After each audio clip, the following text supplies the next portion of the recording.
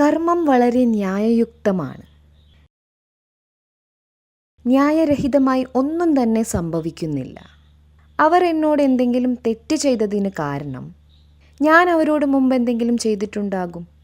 എനിക്ക് ആ കർമ്മ കണക്ക് അവസാനിപ്പിച്ച് ആ നെഗറ്റീവ് എനർജി സെറ്റിൽ ചെയ്യുന്നതിനു വേണ്ടി ഇനിയും ഒരു സിംഗിൾ നെഗറ്റീവ് ചിന്ത പോലും ആ വ്യക്തിയെക്കുറിച്ച് സൃഷ്ടിക്കാതിരിക്കാൻ ഞാൻ ശ്രദ്ധ കൊടുക്കണം.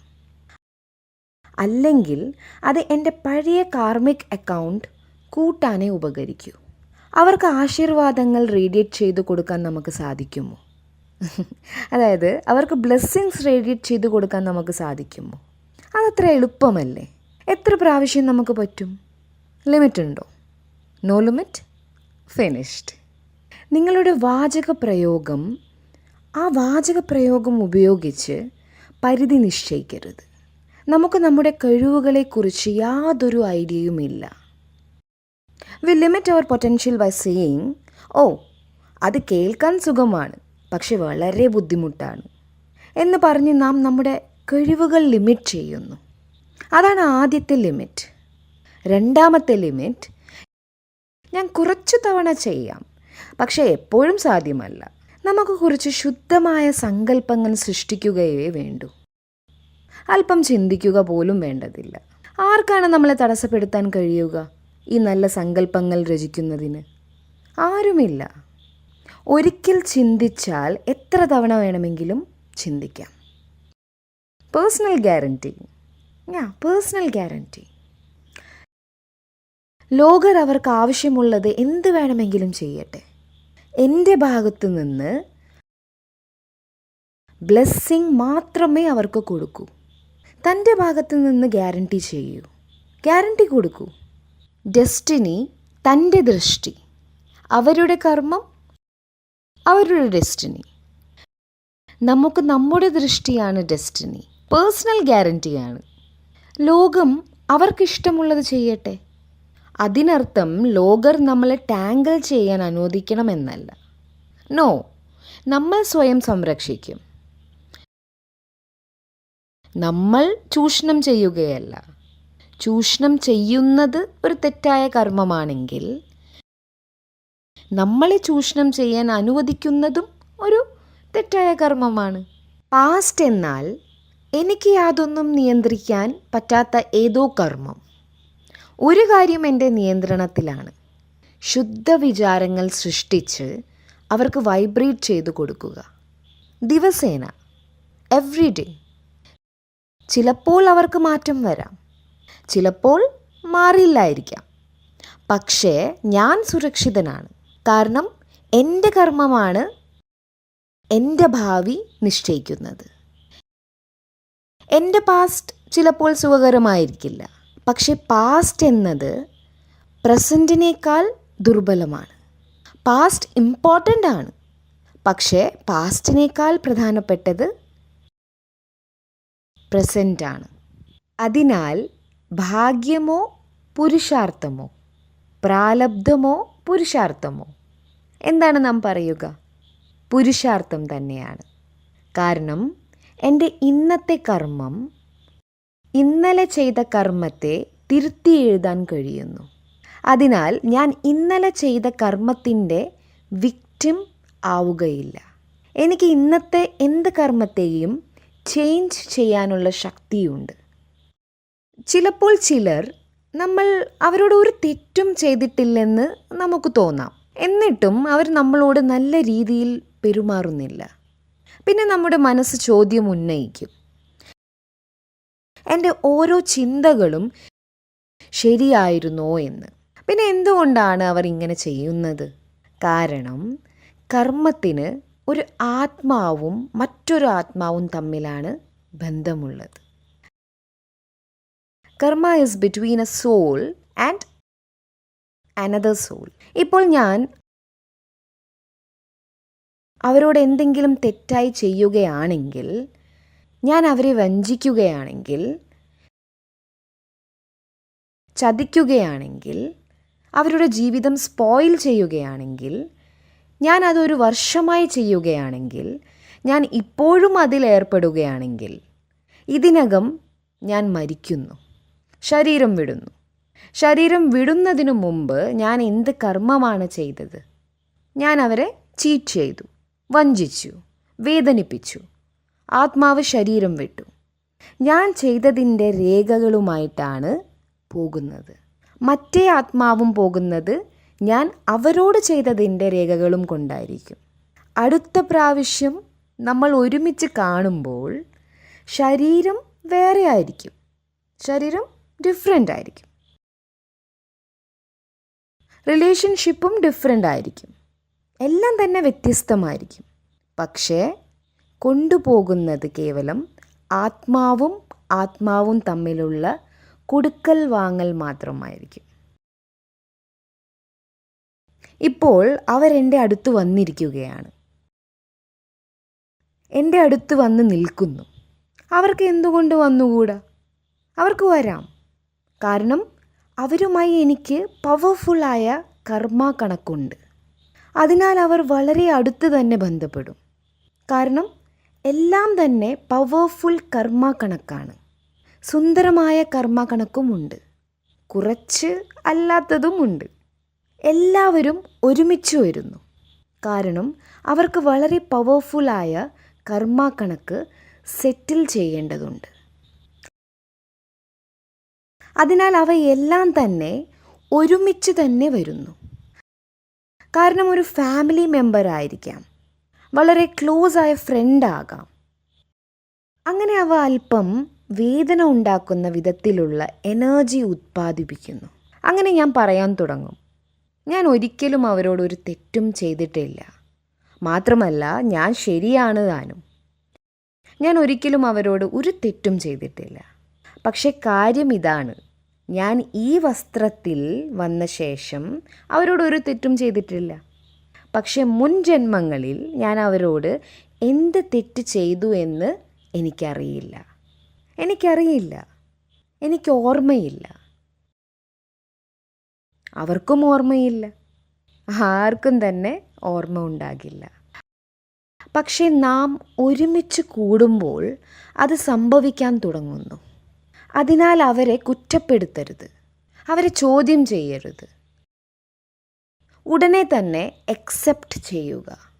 ഒരിക്കലും പഴയ ഓർമ്മകൾ ലിങ്ക് ചെയ്ത് ഞാൻ എന്ത് ചെയ്തു, അവർ എന്ത് ചെയ്തു എന്നത് നാം അറിയേണ്ടതില്ല.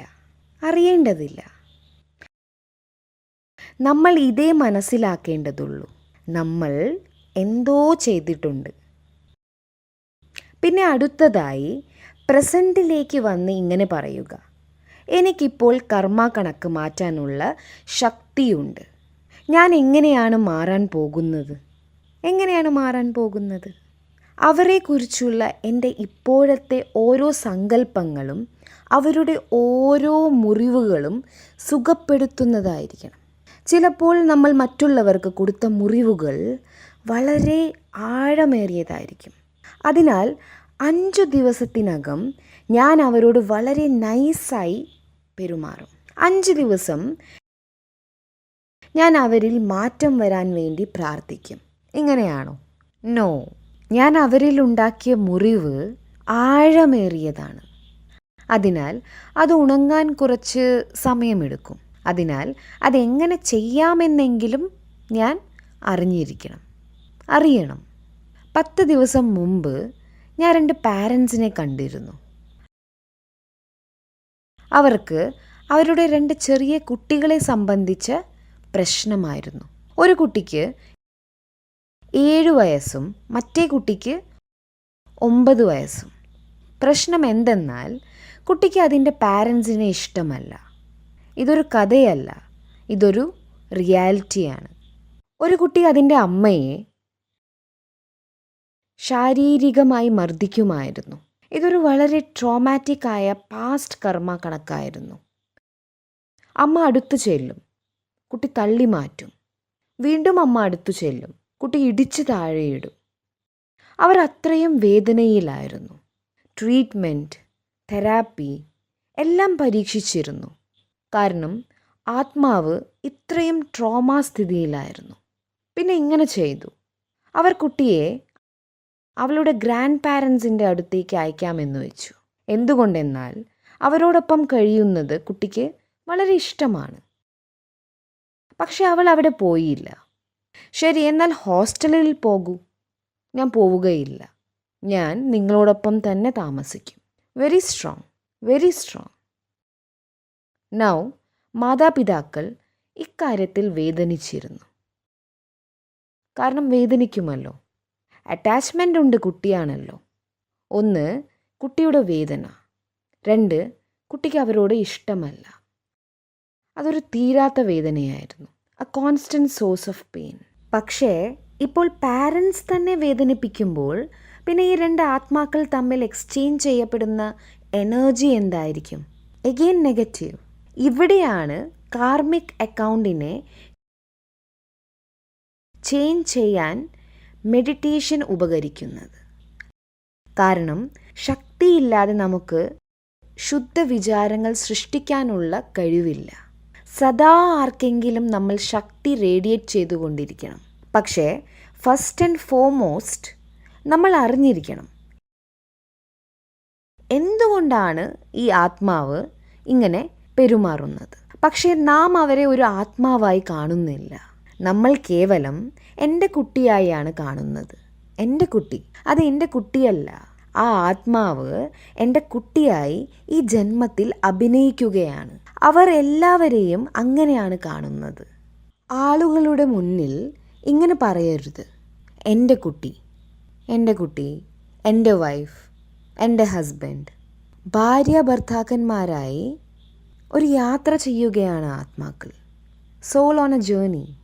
നമ്മൾ മുമ്പ് കണ്ടിരുന്നു, നമ്മൾ ഇപ്പോഴും കണ്ടുമുട്ടിയിരിക്കുകയാണ്. നമ്മൾക്ക് അറിയില്ല മുമ്പ് നാം എന്താണ് ചെയ്തിരുന്നതെന്ന്. മിക്കവാറും കർമ്മ കണക്കുകൾ ബ്യൂട്ടിഫുൾ ആയിരുന്നു, ചിലത് വേദന തരുന്നതുമായിരിക്കും. അതിനാൽ അവരെ ബന്ധു എന്ന രീതിയിൽ കാണരുത്. കാരണം അത് വേദന ഉളവാക്കും. എങ്ങനെയാണ് എൻ്റെ സഹോദരിയും ഞാനുമായി പ്രശ്നമുണ്ടാകുന്നത്? ആ സഹോദരിയുമായി അല്ല എനിക്ക് പ്രോബ്ലം. മുമ്പ് ഞാനുമായി പ്രശ്നമുണ്ടായിരുന്ന ആത്മാവായിരുന്നു അവർ. അവർ ആ പ്രശ്നമായാണ് ഇപ്പോൾ വന്നിരിക്കുന്നത്. അണ്ടർസ്റ്റാൻഡിങ് വളരെ ഈസി ആക്കുന്നു. സഹാനുഭൂതി വളരെ നാച്ചുറൽ ആക്കുന്നു. ആശീർവാദം ലളിതമാക്കുന്നു. അങ്ങനെ കർമ്മ കണക്കുകൾ സമാപ്തമാകുന്നു. പക്ഷേ എൻ്റെ സഹോദരിക്ക് എങ്ങനെ എന്നോട് ഇത് ചെയ്യാൻ കഴിയുമെന്ന രീതിയിൽ ഞാൻ നോക്കുകയാണെങ്കിൽ വേദനയോട് വേദന തന്നെയായിരിക്കും. പിന്നെ ഞാൻ അവരോട് സംസാരിക്കുകയില്ല. ഞാൻ മറ്റെല്ലാവരോടും സംസാരിക്കുകയും ചെയ്യും. നിങ്ങളറിഞ്ഞോ, എൻ്റെ സഹോദരി എന്നോടിങ്ങനെ ചെയ്തു. അപ്പോൾ എന്താകും? കർമ്മ കണക്ക് വീണ്ടും വർദ്ധിക്കും, ഇരട്ടിക്കും. നമ്മൾ എപ്പോഴും ഓർമ്മിക്കണം, കർമ്മ കണക്ക് ആത്മാവും തമ്മിലാണ്, ശരീരവുമായല്ല. ശരീരം വസ്ത്രം മാത്രമാണ്. Body is just the dress. നിങ്ങൾ വെള്ള വസ്ത്രമാണ് ധരിച്ചത്, ഞാനും വെള്ള വസ്ത്രമാണ് ധരിച്ചിട്ടുള്ളത്. നമുക്ക് തമ്മിൽ കർമ്മ കണക്കുണ്ടായിരുന്നു. ഉദാഹരണത്തിന്, നമ്മൾ തെറ്റായ എന്തോ കർമ്മം ചെയ്തു 10 വർഷം, 20 വർഷം, 60 വർഷം. പിന്നെ വസ്ത്രം മാറുന്നു, ഡ്രസ് ചേഞ്ചസ്. നമ്മൾ പിന്നീട് വീണ്ടും കാണുന്നു. ശരീരം മാറിയെന്ന് വെച്ച് കർമ്മ കണക്ക് തീരുമെന്നാണോ അതിൻ്റെ അർത്ഥം? പിന്നെ ആളുകൾ ഇങ്ങനെയും ചിലപ്പോൾ പറയാറുണ്ട്, എന്തെല്ലാം സംഭവിക്കേണ്ടതുണ്ടോ ഒരു ജന്മത്തിൽ സംഭവിക്കും, അതോടെ അവസാനിക്കും എന്ന്. ഞാൻ എന്തുകൊണ്ട് അത് അടുത്ത ജന്മത്തിലേക്ക് ക്യാരി ഓവർ ചെയ്യണം? It is not about life. Life is only this dress. അത് ഇതുപോലെയാണ്. ഞാൻ താങ്കളെ ചതിക്കുമ്പോൾ ഞാൻ ഈ ഡ്രസ്സിലായിരുന്നു. നാളെ എൻ്റെ വസ്ത്രം മാറുന്നു, അതിനാൽ ഇന്നലെയെ മറക്കുക. അങ്ങനെ പറയുമോ? ഇല്ല. അതിന് ഈ ശരീരവുമായി ഒരു ബന്ധവുമില്ല. പിന്നെ പറയും, നിങ്ങൾ അവളെ ചതിച്ചു, നിങ്ങൾ അതിനെ അനുഭവിക്കേണ്ടി വരും. അതിന് ഈ ശരീരവുമായി ഒരു ബന്ധവുമില്ല. It is nothing to do with this dress. ഞാനാണ് നിങ്ങളെ വഞ്ചിച്ചത്. ഈ വസ്ത്രം ഒന്നും ചെയ്തിട്ടില്ല. അഥവാ നിങ്ങളുടെ ശരീരം എന്നെയും ഒന്നും ചെയ്തിട്ടില്ല. ആത്മാവുമായിട്ടുള്ള കർമ്മ കണക്കാണ്. ഇപ്പോൾ എല്ലാവരെയും ഇങ്ങനെ കാണാൻ ശ്രമിക്കുക. ആത്മാവ് യാത്രയിലാണ്. Soul is on a journey. അപ്പോൾ നമുക്ക് മനസ്സിലാകും നമ്മൾ എന്ത് കർമ്മ കണക്കാണ് ഉണ്ടാക്കിയിട്ടുള്ളത് എന്ന്. ഇപ്പോൾ നമ്മൾ ഈ അമ്മയോട് എന്ത് ചെയ്യാനാണ് പറയുക? എല്ലാ ദിവസവും രാവിലെ പ്രാർത്ഥിക്കുമ്പോഴോ ധ്യാനിക്കുമ്പോഴോ ആ കർമ്മ കണക്ക് തീരുന്നതായി നാം മനസ്സിൽ കാണുന്നു. എന്തുകൊണ്ടെന്നാൽ ആ സമയത്ത് നമുക്ക് ബോധപൂർവം ഹൈ വൈബ്രേഷൻ എനർജി അയക്കേണ്ടതുണ്ട്. ആദ്യത്തെയും പ്രധാനപ്പെട്ടതുമായ കാര്യമെന്തെന്നാൽ ആ കുട്ടിയെ മനസ്സിലാക്കുക എന്നതാണ്. കുട്ടിയോട് മാപ്പ് ചോദിക്കുക. നിങ്ങളോട് തെറ്റ് ചെയ്തവരോട് പൊറുക്കുക. Don't go up to them and say sorry. അവരുടെ അടുത്തു പോയി മാപ്പ് അപേക്ഷിക്കുക അല്ല. നമ്മളിവിടെ ആത്മാവിനോടാണ് അപ്പോളജൈസ് ചെയ്യുന്നത്. കാരണം എന്നോട് ആരെങ്കിലും ശരിയല്ലാത്തത് ചെയ്യുന്നുവെങ്കിൽ ഞാൻ ശരിയല്ലാത്തത് എന്തോ അവരോട് ചെയ്തിട്ടുണ്ട് എന്നതാണ്. അത് ഉറപ്പാണ്. അതല്ലെങ്കിൽ അവർക്ക് എന്നോട് ഇത് ചെയ്യാൻ സാധ്യമല്ല. എല്ലാം വളരെ ക്ലിയറാണ്. അതിനാൽ എല്ലാ ദിവസവും നിങ്ങളുടെ മെഡിറ്റേഷൻ സമയത്ത് ഒരു ശുദ്ധ സങ്കല്പം ചെയ്യുക. I am sorry for the pain that I have given you in the past. നമുക്കിത് അവരോട് പറയാൻ കഴിയുമോ? ആദ്യത്തെ ദിവസം അത് അല്പം ബുദ്ധിമുട്ടായി തോന്നാം. കാരണം എനിക്ക് അവർ തന്ന വേദനയാണ് ഞാൻ ആദ്യം ഓർക്കുക. ഞാൻ അവർക്ക് കൊടുത്ത വേദന ഓർമ്മ വരില്ല. പക്ഷേ ആത്മീയത വെളിപ്പെടുത്തുന്ന റിയാലിറ്റി എന്തെന്നാൽ ഞാൻ അവർക്ക് ദുഃഖം കൊടുത്തിട്ടുണ്ട്. അതിനാൽ മുമ്പെങ്ങോ ഞാൻ താങ്കൾക്ക് നൽകിയ ദുഃഖത്തിന് ഞാൻ അതിയായി ഖേദിക്കുന്നു. രണ്ടാമതായി, താങ്കൾ ഇപ്പോൾ എന്നോട് ചെയ്തുകൊണ്ടിരിക്കുന്ന തെറ്റിന് ഞാൻ പൊറുക്കുന്നു. സോ അവിടെയും ക്ലീനായി, ഇവിടെയും ക്ലീനായി. കഴിഞ്ഞത് കഴിഞ്ഞു. It is over. അവർക്ക് അയച്ചു കൊടുക്കുക. കാരണം അവർ ഇപ്പോഴും മുമ്പ് നമ്മൾ ചെയ്തത് മനസ്സിൽ വെച്ചുകൊണ്ടിരിക്കുകയാണ്. അതിനാൽ നമ്മൾ അവർക്ക് ഈ സന്ദേശം അയക്കണം. അതിനാൽ എല്ലാ ദിവസവും നമുക്ക് ആ ആത്മാവിനെ ഹീൽ ചെയ്യണം. ദൂരെ ഇരുന്നു കൊണ്ട് വേണ്ടപ്പെട്ടവരുടെ ശാരീരിക അസുഖം സുഖപ്പെടുത്തുന്നത് പോലെ നമുക്ക് ആത്മാവിൻ്റെ അസുഖവും ഭേദപ്പെടുത്താൻ കഴിയും. പണ്ട് ഞാൻ നിങ്ങൾക്ക് ഏൽപ്പിച്ച വേദനയ്ക്ക് ഞാൻ മാപ്പ് ചോദിക്കുന്നു. ഇപ്പോൾ താങ്കൾ എന്നോട് ചെയ്തുകൊണ്ടിരിക്കുന്ന കാര്യങ്ങൾക്ക് ഞാൻ മാപ്പ് നൽകുന്നു. Past is past. It is over. നമ്മൾക്ക് തൊട്ടടുത്ത് അവരെ ഇരുത്തി സുഖപ്പെടുത്തുന്നത് പോലെ പ്രശ്നവും തീർന്നു. We are going to say to them past is past. It is over. നാലാമത്തെ കാര്യം, നമ്മൾ അവരുമായി ഒരു പുതിയ കർമ്മ കണക്ക് ആരംഭിക്കാൻ പോവുകയാണ്. അതിനാൽ അവരോട് സംസാരിക്കണം. നമ്മൾ എന്തിനിങ്ങനെ ദുഃഖം കൊടുത്തുകൊണ്ടിരിക്കണം? ഇന്നു മുതൽ നമുക്കൊരു പുതിയ കർമ്മ കണക്ക് തുടങ്ങാം.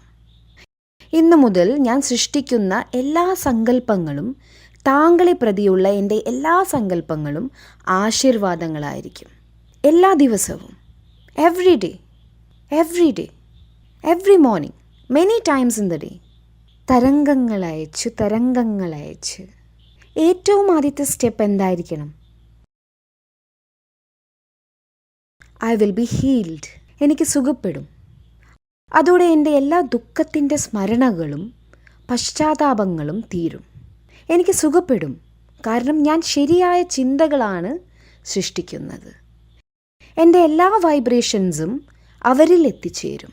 മുറിവ് ഉണങ്ങാൻ തുടങ്ങും. നമ്മൾ തന്നെ വേണം കൊടുക്കാൻ. വേണോ വേണ്ടയോ എന്ന് ചിന്തിച്ചുകൊണ്ടല്ല മരുന്ന് കൊടുക്കേണ്ടത്. എന്തുകൊണ്ടെന്നാൽ മുറി വളരെ ആഴമേറിയതാണ്. മുറിവ് വീണ്ടും തുറന്നാൽ അവർ വളരെ ഉച്ചത്തിൽ നിലവിളിക്കും. മുറിവ് വളരെ വലുതാണ്. ഒരു ശാരീരിക അസുഖം പോലെ തന്നെ അതിനെ കാണേണ്ടതാണ്. ഞാൻ കൊടുത്തതാണ് എങ്കിൽ അത് എനിക്ക് തന്നെ സുഖപ്പെടുത്തണമല്ലോ. എന്തെങ്കിലും നെഗറ്റീവ് ചിന്ത ഇപ്പോൾ സൃഷ്ടിച്ചാൽ അവരുടെ മുറിവിൽ കുത്തുന്നത് പോലെയിരിക്കും. അവരുടെ മുറിവിൽ ഞാൻ അഥവാ ഉരച്ചാൽ അവർ വേദന കൊണ്ട് നിലവിളിക്കും. ആയതിനാൽ ഒന്നാമത് താങ്കളുടെ സ്വന്തം സംരക്ഷണത്തിനു വേണ്ടി താങ്കളുടെ ഓരോ സങ്കല്പങ്ങളിലും ഫോക്കസ് ചെയ്യൂ. അവരെ ദിവസവും ആശീർവദിക്കുക, പല പ്രാവശ്യം. എങ്കിൽ പെട്ടെന്ന് തന്നെ നിങ്ങൾ അവരെ സുഖപ്പെടുത്തും. അവർ പരിവർത്തനപ്പെടാൻ തുടങ്ങും. സങ്കല്പത്തിന് ആളുകളെ ഉപദ്രവിക്കാനുള്ള ശക്തിയുണ്ട്, സുഖപ്പെടുത്താനുള്ള ശക്തിയുമുണ്ട്. ഇങ്ങനെ നാം ചെയ്യാൻ തുടങ്ങുമ്പോൾ അത് കർമ്മ കണക്കിനെ എങ്ങനെയാണ് ബാധിക്കുക? ഓരോ കർമ്മ കണക്കും സെറ്റിലാകും. ഞാൻ ഈ ശരീരത്തിൽ നിന്ന് പോകാൻ റെഡിയായിരിക്കണം. പോകുമ്പോൾ ഇപ്പോൾ എല്ലാ കണക്കുകളും തീർന്നിരിക്കണം. ഒരിക്കലും കെട്ടുകൾ കൂടെ കൊണ്ടുപോകരുത്. ഈ ജന്മത്തിൽ നമ്മൾ അനുഭവിക്കുന്ന ഭൂരിഭാഗം എല്ലാ പ്രശ്നങ്ങളും ഈ ജന്മത്തെ പ്രശ്നങ്ങളല്ല, അത് മുൻ ജന്മങ്ങളിൽ നിന്ന് കൊണ്ടുവന്നതാണ്. ഓരോ ആത്മാവും മുൻ ജന്മങ്ങളിലെ കർമ്മ സംസ്കാരങ്ങളുടെ ഒരു വലിയ ഭാണ്ഡവുമായിട്ടാണ് വരിക. രണ്ടാമതായി, മാതാവിൻ്റെ ഗർഭത്തിലിരിക്കുന്ന 9 മാസത്തിനിടയിൽ മാതാവിൻ്റെ ഓരോ അനുഭവങ്ങളും ഗർഭസ്ഥ ശിശുവിനെ സ്വാധീനിക്കുന്നു. മൂന്നാമത്തേത് പരിസ്ഥിതി. ഇവയെല്ലാം തന്നെ പ്രധാനപ്പെട്ടതാണ്. പക്ഷേ ഏറ്റവും പ്രധാനപ്പെട്ടത് ഇച്ഛാശക്തിയാണ്. എൻ്റെ കർമ്മം അഥവാ എൻ്റെ സംസ്കാരം. അതിനാൽ സംഭവിക്കുന്നത് എന്ത് തന്നെ ആകട്ടെ, ജീവിതത്തിൽ ഏതു പരിസ്ഥിതിയിലും പ്രസൻറ്റിലെ കർമ്മം ശരിയായിരിക്കണം. നമുക്ക് പോസിറ്റീവ് സങ്കല്പങ്ങൾ സൃഷ്ടിക്കാൻ കഴിയാത്ത ഏതെങ്കിലും സാഹചര്യങ്ങളുണ്ടോ? എനിത്തിങ്. ഇപ്പോൾ നമുക്ക് എല്ലാവരെയും ആശീർവദിക്കാൻ കഴിയുമോ? Can we bless everybody now? ഇനിയും ആരെങ്കിലും ഉണ്ടോ നിങ്ങളുടെ മനസ്സിൽ കുറച്ച് കടുപ്പമായി തോന്നുന്നത്? കടുപ്പമായിട്ടുള്ളത് ആദ്യം തന്നെ ചെയ്യണം. ബുദ്ധിമുട്ടുള്ള പാഠഭാഗം ആദ്യമേ തീർക്കണം. എങ്കിൽ അതിനുശേഷം ബാക്കി ചാപ്റ്റർ ഈസിയായി തീർക്കാം. ആദ്യത്തെ കാര്യം, നോ ക്വസ്റ്റ്യനിങ്. എന്തുകൊണ്ടാണ് എനിക്ക് ഇങ്ങനെ സംഭവിച്ചത്? ഞാൻ ആ കർമ്മം ചെയ്തിട്ടുണ്ട്, അതിനാലാണ് ഇത് എൻ്റെ അടുത്തേക്ക് വന്നത്. എൻ്റെ വിധി ഞാൻ അംഗീകരിക്കുന്നു, ഞാൻ അതിനെ ചേഞ്ച് ചെയ്തു. ഇത് എൻ്റെ കർമ്മമാണ് എന്ന അണ്ടർസ്റ്റാൻഡിങ്ങിലൂടെ മനസ്സിൽ ഹീലിംഗ് നടക്കുന്നു. ഒരു ദിവസം ഒരു ബ്രദർ ഇങ്ങനെ പറഞ്ഞു, ഞാൻ രാവിലെ ഉണർന്നപ്പോൾ കട്ടിലിനരികിൽ ഉണ്ടായിരുന്ന ഒരു മേശയിൽ തട്ടി എനിക്ക് വേദനിച്ചു. ഞാനതിന് എൻ്റെ ജോലിക്കാരെ ശകാരിക്കാൻ തുടങ്ങി. എവിടെ എല്ലാവരും? ഇത് നിങ്ങൾ ആരും കണ്ടില്ലേ?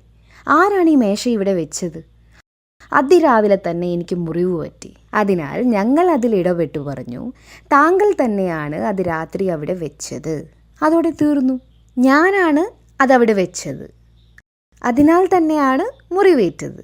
ഇപ്പോൾ പ്രധാന കാര്യം എന്തെന്നാൽ, ഞാൻ അത് ഇനിയും അവിടെ തന്നെ വയ്ക്കുകയാണോ? അതിനർത്ഥം എൻ്റെ വിധി ഞാൻ തന്നെ എഴുതുകയാണ്. മറ്റാരെയും കുറ്റം പറയേണ്ടതില്ല. പ്രധാനം എന്തെന്നാൽ, ഞാൻ ഇനിയും അത് തന്നെയാണോ ചെയ്യുന്നത്, അതോ വിധിയെ മാറ്റാൻ ഞാൻ ആഗ്രഹിക്കുന്നുണ്ടോ? ആളുകൾ നമുക്ക് എന്താണ് നൽകുന്നത് എന്ന് നോക്കേണ്ടതില്ല. അവർ നമുക്ക് എന്ത് എനർജിയാണ് നൽകുന്നതെന്ന് നോക്കേണ്ടതില്ല. എന്തുകൊണ്ടെന്നാൽ, ചിലപ്പോൾ അതേ ഊർജം തിരിച്ചു അവരിലേക്ക് പ്രതിഫലനം ചെയ്യും. അവരുടെ കർമ്മം അവരുടെ വിധി നിർണ്ണയിക്കും. എൻ്റെ കർമ്മം എൻ്റെ വിധി നിർണ്ണയിക്കും. ഞാൻ അവരുടെ കർമ്മ കണക്കുമായി കെട്ടുപിണയാൻ പോകുന്നില്ല. ഞാൻ എൻ്റെ വിധിയിലേക്ക് മാത്രമാണ് ഫോക്കസ് ചെയ്യുന്നത്. നമുക്ക് ഈ വാചകം അറിയാം, ആസ് ഇസ് മൈ കർമ്മ സോ ഇസ് മൈ ഡെസ്റ്റിനി. എൻ്റെ കർമ്മം എങ്ങനെയുള്ളതാണോ അതുപോലെ വിധി. പക്ഷെ ദിവസം മുഴുവനും എത്ര പ്രാവശ്യം നമ്മൾ ശ്രദ്ധിക്കുന്നുണ്ട്? എത്ര പ്രാവശ്യം ഇത് ശ്രദ്ധിക്കുന്നുണ്ട്? ഇതായിരിക്കണം ജീവിതത്തിൽ ഞാൻ ഊന്നൽ നൽകേണ്ട വസ്തുത. എന്തുകൊണ്ടെന്നാൽ, ഞാൻ ചെയ്യുന്ന കർമ്മം എങ്ങനെയോ അതിനനുസരിച്ച് എൻ്റെ വിധി എന്ന കാര്യം മുറുകെ പിടിക്കുകയാണെങ്കിൽ പിന്നെ എനിക്കൊരു തെറ്റായ കർമ്മം ചെയ്യാൻ സാധ്യമല്ല. It is not possible. അതിനാൽ ഏതെല്ലാം കർമ്മങ്ങളാണ് മാറ്റം വരുത്തേണ്ടത്? Which karma you are going to change today? ഓം ശാന്തി.